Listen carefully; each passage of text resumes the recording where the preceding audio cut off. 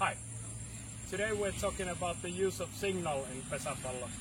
And the basic thing about the signal is that we try to get the team to stay on the same page when we are batting. So I'm holding a signal fan and I will go through some basics about using of the signal fan. So normally we have three kinds of signals that we learn at the very beginning. Because in Pesäpallo it's not a useful tactic, it's not a good tactic to run every time somebody hits the ball. That is why we use the signal.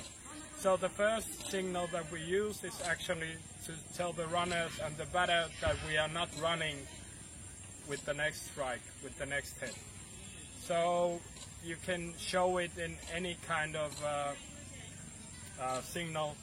You can use colors, you can use the position of the fan, you can use the position of the hand, or you can, well, that's pretty much your imagination is the limit there.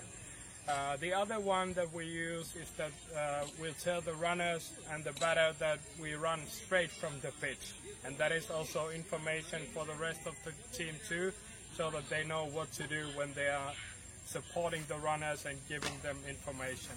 But that tells, like I said, it tells the runners that they should go immediately as the pitcher releases the ball from his or her hand. And that way we can get a better start from the bases, and then the batter has every kind of hit in their use. And the third one is to wait for if it's a vara, that is a ball, if it's a vara or not. In that case we can get a better pass to hit to, but then on the other hand the runner doesn't get that great start from the base. I will just tell some of the examples that you can use, and in the next part I will tell a bit more about the more complicated use of the fan.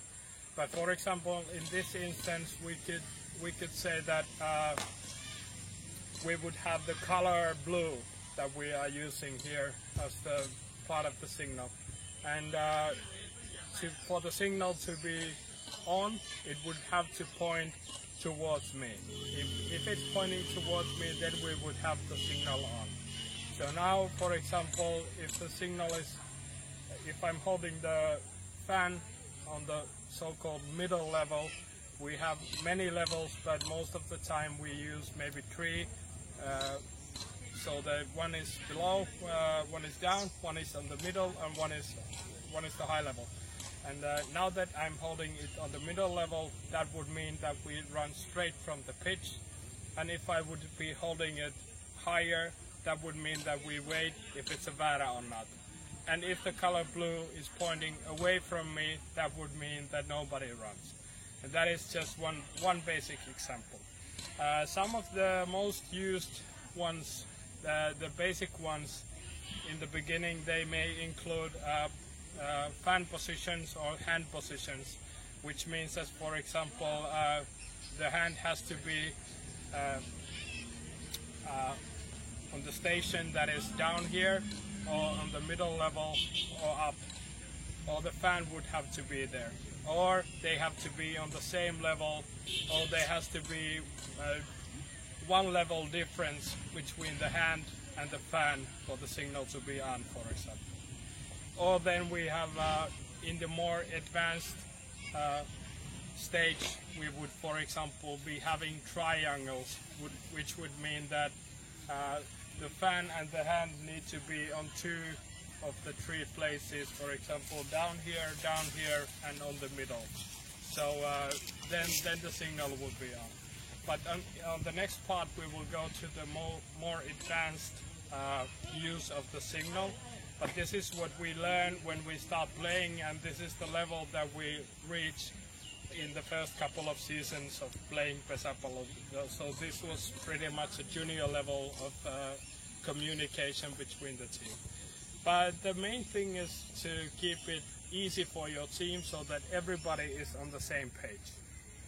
It's no use to make it too complicated, because if it confuses the players, it's no good for the team. Even if the coach would be able to use a very difficult signal that the other team won't get their hands to. It's no use if the players are not able to reach the same page. But yeah, that's it for now, and on the next video we will go to the more advanced level here. Okay, thanks, and see you next time.